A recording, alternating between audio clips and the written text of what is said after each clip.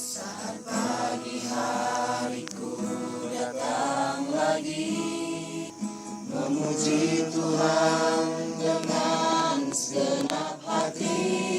Dalam terjemahan Yesus tidak bilang seperti aku juga ya, tapi dia hanya bilang menderitalah bersama dengan orang lain, sesamamu. Dengan orang lain, merasa peduli dengan orang lain. Beban orang lain bebanku juga. Ya, jadi dalam kan dalam banget jadi begini. Kasih Yesus, kasih Yesus, kali aja. Kasih Yesus, kasih Yesus. Nanti menjadi wow.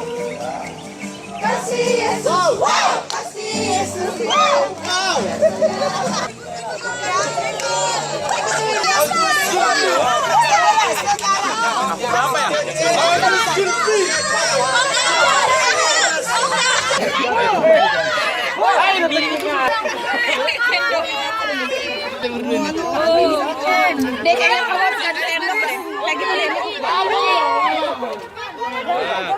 gitu. Makan aja, Bang.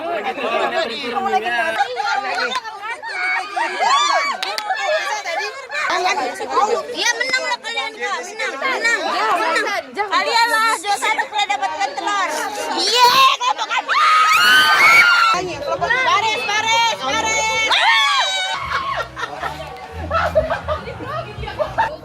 Udah.